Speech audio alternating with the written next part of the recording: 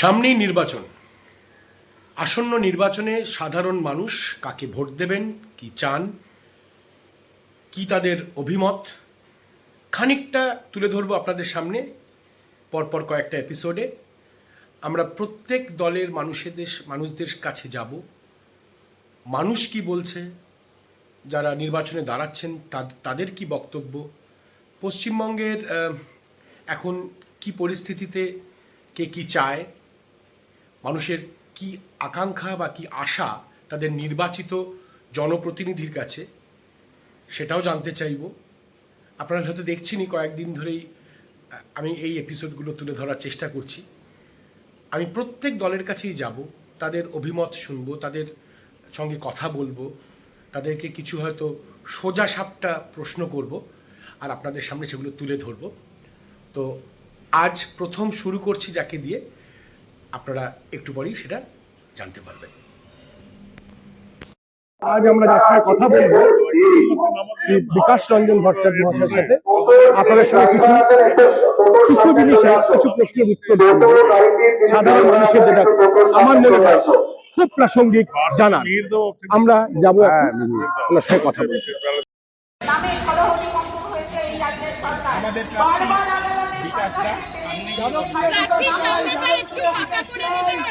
বিকাশদা একটু এইদিকে ডান দিকে এদিকে সবার জন্য সবার কাছে বিকাশদা যাদবপুরে বিকাশ চাই। সবার সঙ্গে দেখা করতে এসেছে।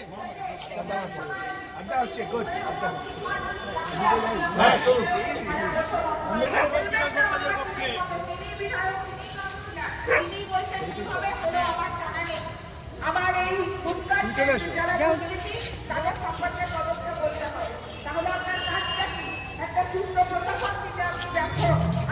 সিপিএমের প্রার্থী যাদবপুরে আমাদের প্রার্থী বিকাশদা হাত ঘুরে 10 হাত ঘুরে সেখানে আবার এসে পৌঁছচ্ছে। এই পরিস্থিতি, এই দাঙ্গাকারী, এই লুটতরাজকারীদের পরিস্থিতি আমরা চাই না। তাই যাদবপুরে বিকাশ ভট্টাচার্যকে আপনারা বিপুল ভোটে জয়যুক্ত করুন। একটাই কথা বলে শেষ করব, যাদবপুরে কমরেড বিকাশ ভট্টাচার্য যেমন লড়ছেন, আইনজীবী বিকাশ ভট্টাচার্য লড়ছেন। কাজেই তার কোনো এজেন্টকে চোখ রাঙিয়ে ভয় দেখিয়ে যদি মনে করেন বুথ থেকে সরিয়ে দেবেন এবং এই বুথে বেআইনি কার্যকলাপ করবেন, অসাধু কার্যকলাপ করবেন, রাস্তাটা অত সান্ধ্যকালীন ভ্রমণে বেরিয়েছেন, বন্ধুদের সঙ্গে গল্প গুজব করছেন, বিনোদনের একটা মানসিকতা আছে। বহু মানুষ টেলিভিশনের সামনে বসে আছেন, তারা বিনোদন উপভোগ করছেন। এখানে যারা আছেন তারা তাদের স্বাধীন পরিধির মধ্যে বিনোদন করার চেষ্টা করছেন, কিন্তু যারা টেলিভিশনের সামনে বসে আছেন তারা কিন্তু স্বাধীন পরিধির মধ্যে নেই। তার কারণ ভারতবর্ষের বুকে যে মেইন স্ট্রিম মিডিয়া, তার শতকরা 80% মেইন স্ট্রিম মিডিয়ার মালিক হচ্ছেন আদানি এবং আম্বানি। এবং আপনারা জানেন যে এই মিডিয়া অনবরত তাদের স্বার্থবাহী সংবাদ এবং তাদের স্বার্থবাহী রাজনৈতিক দলকে প্রতিনিয়ত মদত দিয়ে যাচ্ছে, এটাই তাদের কাজ। যার ফলে আমরা আসল সত্যটা কি অনেক সময় বুঝতে পারি না, আমাদের ভুলিয়ে দেওয়ার চেষ্টা হয়। এবং মিডিয়ার যে প্রভাব, এটা এত গভীর, যেটা একসময় পরীক্ষা করেছিলেন আপনারা জানেন, হিটলার তার গোয়েবলস এর মাধ্যমে। সেই বিস্তৃত ইতিহাসে আমি যাচ্ছি না, কিন্তু বাস্তবটা কি? আমরা 5 বছর পর পর যে ভোটের অধিকারটা পেয়েছিলাম, এটা তো কোনো মহাদেব আকাশ থেকে নামিয়ে দেননি, আল্লাহ আকাশ থেকে নামিয়ে দেননি, কিংবা মাই লর্ড যীশু খ্রিস্ট নামিয়ে দেননি। এই অধিকারটা আমরা অর্জন করেছিলাম আমাদের বাপ ঠাকুরদার আত্মত্যাগের মধ্য দিয়ে। এবং যখন আমরা ব্রিটিশের বিরুদ্ধে লড়াই করছি, তখন ব্রিটিশ চেয়েছিল যে তাদের বিরুদ্ধে লড়াইটা দুর্বল হোক। সমগ্র ভারতবাসী একসঙ্গে লড়াই করলে তাদের পক্ষে থাকা সম্ভব না, শেষ পর্যন্ত তারা থাকতে পারেননি। কিন্তু যাতে তারা থাকতে পারেন, শেষ চেষ্টা হিসেবে তারা দুটি রাজনৈতিক দলের জন্ম দিলেন। একটি হচ্ছে আরএসএস এবং আরেকটি হচ্ছে মুসলিম লীগ। এবং এদের জন্মের সময়কালীনটা দেখবেন সমসাময়িক, কয়েক বছরের পার্থক্যের মধ্যে দুটি দল তৈরি হলো। এবং ব্রিটিশ বললেন, দেখো তোমরা লড়াই করছো, আমরা তো চলে যাবো, আমরা চলে গেলে তোমরা কি করবে? আরএসএস বলছে যে আমরা হিন্দু রাষ্ট্র চাই, বা হিন্দু রাষ্ট্র দিতে চাও তাহলে অন্য যে অধিকাংশ জনগোষ্ঠী আছেন বিভিন্ন ধর্ম সম্প্রদায়ের, তারা ভাবছেন আমরা কি করব, অতএব লাগিয়ে দেওয়া হলো, তোমরা যা করার করো, আমরা চলে যাব। এবং চলে যাওয়ার আগে তাই স্বভাবতই দেশ বিভাজিত হলো। দেশ বিভাজনের জন্য কিন্তু উদ্বাস্তু পরিবাররা দায়ী নয়। দেশ বিভাজনের জন্য কোনো একজন ব্যক্তি ইসলামপন্থী দায়ী নন। দেশ বিভাজনের জন্য দায়ী হচ্ছে পুঁজিবাদ। এই বিষয়টা অবশ্য বিজেপি গেরুয়া যারা বা কাশফুল তাদের মাথায় ঢুকবে না, তারা ঢোকাতে চান না। যখন দেশ বিভাজন হয়ে গেল তখন একদল বলল আমরা ইসলাম দ্বারা শাসিত হব, কেন ইসলামই আমাদের সর্বশ্রেষ্ঠ। আরেক দল চাইলো তাহলে এদিকটা আমরা কেন তাহলে হিন্দু রাষ্ট্র হব না। অদ্ভুত ব্যাপার, ওরা খারাপ কাজ করছে সেই জন্য আমাকেও খারাপ কাজ করতে হবে, এই একটা অদ্ভুত তত্ত্ব বিজেপি আরএসএস তৈরি করার চেষ্টা করলো। কিন্তু ভারতবর্ষের মনীষা সেটা গ্রহণ করলো না।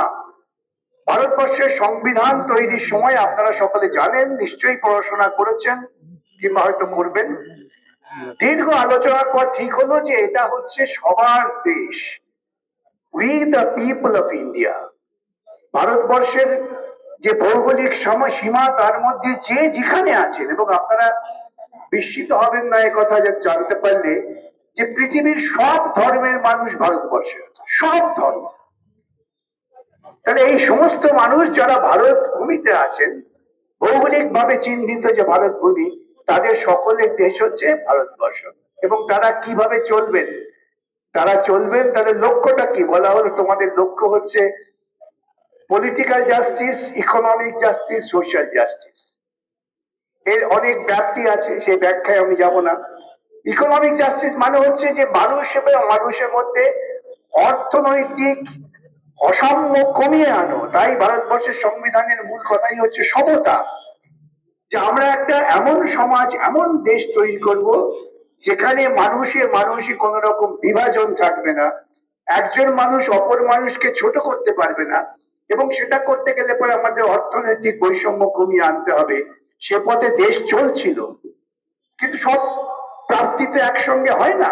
এই প্রচার মাধ্যম ধীরে ধীরে মানুষের মধ্যে ঢোকাতে শুরু করলো যে আমরা ব্যক্তি পুঁজি, তোমরা আমাদের পুঁজির স্বার্থ রক্ষা করো, এবং সেই প্রচারের ফলে প্রজাতান্ত্রিক ব্যবস্থায় 2011 সাল হয়ে গিয়েছিল পশ্চিমবঙ্গ হচ্ছে গবেষণাগার। নমস্কার, আমি অঞ্জনের জগৎ চ্যানেলটা থেকে এসেছি। কতগুলো প্রশ্ন করবো, যেমন ধরুন স্যার, 8,500 প্লাস স্কুল পশ্চিমবঙ্গ থেকে বন্ধ হয়ে গেছে। আমার মনে হয় 8,600 নম্বরটা বোধহয়, যদি আর একটু বেশি হবে তো কম নয়। 8,000-এর ওপরে, হ্যাঁ 8,000-এর তো ওপরেই। শিক্ষা ব্যবস্থা নিয়ে তো আমরা কিছু কথাই বলতে চাই না, মেরুদণ্ডটা ভেঙে দেওয়া আছে। স্বাস্থ্য তাই। তো আগামী দিন কি বুঝছেন, মানে পশ্চিমবঙ্গের কি অবস্থা হতে চলেছে? দেখুন আমি বলি একটা কথা, যে পশ্চিমবঙ্গকে ওরা নর্দমায় টেনে নামিয়েছে। এখন পশ্চিমবঙ্গবাসীকে সিদ্ধান্ত নিয়ে পশ্চিমবঙ্গের যে সম্মানটা আমাদের দিয়ে গেছেন আমাদের পূর্বজরা, 19বিংশ শতাব্দী থেকে শুরু করে 21বিংশ শতাব্দী পর্যন্ত, 20 শতাব্দী পর্যন্ত, সেই সম্মানের জায়গায় আমাদের ফিরিয়ে আনতে হবে। এটা দায়িত্ব নিয়ে পশ্চিমবঙ্গবাসীকেই করতে হবে। এই সুযোগটা হচ্ছে এই ভোটে। যদিও ইতিপূর্বে বহু লোক অভিযোগ করেছেন যে আমাদের ভোট দিতে দেওয়া হয় না, এটাও সত্য কথা, কিন্তু সেই সমস্ত প্রতিকূলতাকে বাদ দিয়েই আমাদের ভোট দিয়ে পরিষ্কার মতামত জানাতে হবে যদি পশ্চিমবঙ্গকে বাঁচাতে চাই। আর নতুবা আমরা পশ্চিমবঙ্গের অপমৃত্যুর শরিক হয়ে থাকবো। আচ্ছা বিকাশবাবু, দেখুন মানে এখনকার যে প্রজন্ম, তাদের কাছে চাকরি নেই, তারা এখানে বিভিন্ন অন্য রাজ্যে অন্য জায়গাতে কাজ করছে, তাদেরকে অনেকেই ছুটি পায় না ভোট দিতে আসার জন্য। তো একটা শ্রেণীর ভোট তো বোধহয় আমাদের দেওয়াও হয় না, সেগুলো বোধহয়, আমি জানি না বলা উচিত হবে কিনা, সেগুলো তো হয়তো অন্য কোনো পার্টির জন্য ছাপটা ভোট। এটা তো একটা গুরুত্বপূর্ণ প্রশ্ন করেছেন, কিন্তু এখন যেটা আরো মারাত্মক প্রশ্ন, এই যে অনুপ্রবেশের তত্ত্ব, যে তত্ত্বটা মমতা তৈরি করেছেন, সেই তত্ত্বকে হাতিয়ার করে যেভাবে বিজেপি ইলেকশন কমিশনকে ব্যবহার করে লক্ষ লক্ষ মানুষের নাম বাদ দিচ্ছেন ভোটার লিস্ট থেকে, তারা অধিকাংশই প্রান্তিক মানুষ। এই প্রান্তিক মানুষের ভোটাধিকার কেড়ে নেওয়ার পেছনে একটা নির্দিষ্ট লক্ষ্য আছে। ওরা জানে যে প্রান্তিক মানুষ ওদের ভোট দেবেন না, অতএব এই প্রান্তিক মানুষের ভোট দাও। সমস্যাটা তৈরি করেছেন মমতা, এবং সেই সমস্যা তৈরি করে এখন কাঁদুনি গাইছেন এই হচ্ছে সবচেয়ে বড় যন্ত্রণা পশ্চিমবঙ্গের মানুষের, যে মানুষরা চট করে উপলব্ধি করতে চাইছেন না বা পারছেন না। আচ্ছা বিকাশবাবু দেখুন, দিয়ে দেওয়ার যে রাজ্যের ক্ষমতা নেই, সেই রাজ্যে বিভিন্ন রকম প্রকল্প হচ্ছে, আর দেখবেন এখানে খেলা মেলা রং করা, এটাই তো হচ্ছে একটা বিপজ্জনক ঝোঁক, যে মানুষকে ক্রমশ ক্রমশ দুর্নীতির সঙ্গে যুক্ত করে দাও। যে খেলা মেলা এইসব মানে হচ্ছে কিন্তু যে তুমি কোনো গঠনমূলক কাজের সঙ্গে নেই, কিন্তু বিনোদনে আছো, বিনোদনের টাকাটা কোত্থেকে আসছে, টাকা ধার করে দিচ্ছে, এই টাকা ফেরত দিতে হবে, এই টাকা ফেরত দিতে গেলে তখন তাকে আবার এই দুর্নীতির পথ নিতে হবে। তিনি চান তার দুর্নীতির ক্রিয়াকলাপের সঙ্গে সাধারণ মানুষকে যুক্ত করে নাও। এটা সামাজিকভাবে দুর্নীতি তৈরি করার যে পরিকল্পনা, এটা একটা দক্ষিণপন্থী চক্রান্ত বলে আমি মনে করি। হ্যাঁ, আর আবার আরেকটা জিনিসও যদি লক্ষ্য করে দেখেন, এই মমতা ব্যানার্জি যখন খুব সোচ্চার হয়েছিলেন, যখন আমাদের ঋণের বোঝা বামফ্রন্টের সময় বেড়ে গেছিল, কিন্তু সেটা তো এখন প্রায় 10 গুণেরও বেশি। স্বাধীনতার পর থেকে 2011 পর্যন্ত ঋণ ছিল 1,79,000 কোটি টাকা। সেই ঋণ নেওয়া হয়েছিল কিন্তু গঠনমূলক কাজে করার জন্য, পরিকাঠামো উন্নয়নের জন্য, বিনা পয়সায় স্কুল, ওটা অত্যন্ত গুরুত্বপূর্ণ, শিক্ষাকে অবৈতনিক করে দেওয়া হয়েছিল, স্বাস্থ্যক্ষেত্রে বিনিয়োগ হয়েছিল, ভাবুন তো হলদিয়া পেট্রোকেমিক্যাল, ভাবুন তো সেক্টর 5, এই সমস্ত পরিকাঠামোর জন্য সেই টাকা ব্যবহার করা হয়েছিল, বিজ্ঞাপনের জন্য নয়, বিনোদনের জন্য নয়। আর উনি গত কয়েক বছরে ঋণ প্রায় নিয়ে গেছেন 6 লক্ষ কোটি টাকায়। এ তো আরেকটু বেশি বোঝায় না 8 স্যার? লক্ষ কোটি টাকা, 8 লক্ষ কোটি এক্স্যাক্টলি, টাকা। হ্যাঁ। তাহলে এই সাধারণ পাটিগণিত যারা ক্লাস 3-তে পড়ে, তারাও বুঝতে পারছে যে এই ওর সময়ের মধ্যে ঋণটা মারাত্মক, এবং এই ঋণটা উনি বাজার থেকে ধার করছেন। বামফ্রন্ট আমলে কিন্তু স্বল্প সঞ্চয় স্কিম থেকে টাকা নেওয়া হতো, তাতে আমার টাকা দিয়েই আমি উন্নয়ন করছিলাম। উনি বাজার থেকে যে ঋণ নিচ্ছেন, এর ভয়াবহ পরিণতি। হ্যাঁ, তাতে তো সুদ দিতেও হচ্ছে। সুদ দিতে হবে, এবং শোধ করতে গেলে আমাদের ঘটিবাটি বিক্রি হয়ে যাবে। আচ্ছা, আর একটা ভীষণ, মানে আমি কালকে আপনার সঙ্গে যেহেতু কথা বলবো বলে একটুখানি এটা করছিলাম, এবং সবচেয়ে মারাত্মক জিনিস হচ্ছে, আমরা সবাই জানি যে একটা সময় আমাদের স্বামী বিবেকানন্দ যখন প্লেগ হয়েছিল, তখনও বলেছিলেন যে মানুষকে শিক্ষা দাও, তাহলে ওরা নিজেদের টাকা নিজেরা উপার্জন করে নিতে পারবে।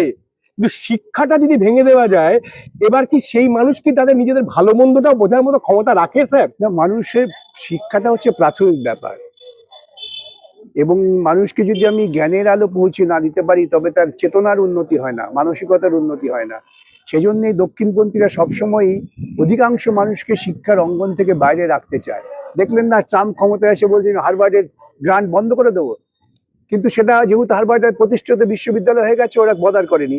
কিন্তু আমাদের এখানে তো রিসার্চ স্কলারদের টাকা দেওয়া হচ্ছে না, টাকা দেওয়া হচ্ছে গোবর এবং গোমূত্র নিয়ে রিসার্চ করার জন্য।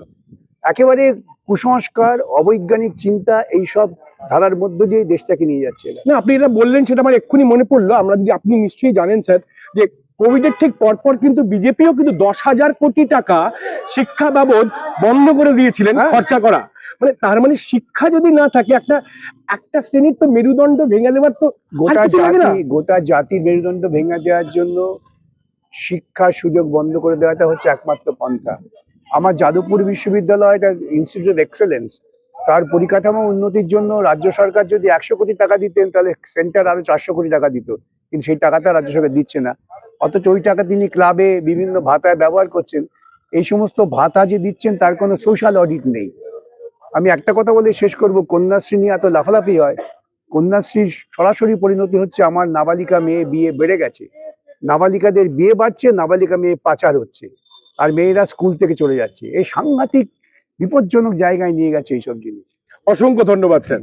শুনলেন এই ছোট্ট একটা কথোপকথন বিকাশ বাবুর সাথে। আমি কিন্তু কিছু সোজাসাপটা প্রশ্ন সবাইকে সোজাসাপটা ভাবে করার চেষ্টা করব, সবাইকে, সকল পার্টিদেরকে, যে তারা তাদের নিজেদের অভিমত তারা দেবেন, আর বাকিটা তো মানুষের উপর। আমি প্রত্যেককেই কভার করব, চেষ্টা করব, প্রত্যেক দলের যতজনকে সম্ভব আমার দ্বারা। তো আপনাদের যদি ভালো লাগে এই প্রতিবেদনটা, আমার চ্যানেলটাকে সাবস্ক্রাইব করবেন, লাইক করবেন, শেয়ার করবেন। আর হ্যাঁ, আপনাদের কি, মানে এটার কি বক্তব্য আছে এর জন্য, বা আপনারা কি বলতে চান এই বিষয়ে, নিশ্চয়ই আমাকে জানাবেন। আপনাদের অভিমত আমি জানতে রাজি। ভালো মন্দ, খারাপ ভালো, আমাকে যদি ক্রিটিসাইজও করতে চান নিশ্চয়ই করবেন। আমি যে পুরোটাই ঠিক হব নাও হতে পারি, কিন্তু আমি নিরপেক্ষভাবে পুরোটা তুলে ধরছি। এবার বাদ বাকিটা আপনাদের উপর। জনতা জনার্দন আপনারাই ডিসাইড করবেন কি হবে। তো সামনের এপিসোড অবধি ভালো থাকবেন, ভালো রাখবেন, সুস্থ থাকবেন, সুস্থ রাখবেন। দেখা হচ্ছে খুব শিগগিরই আর একটা এপিসোড নিয়ে। বাই।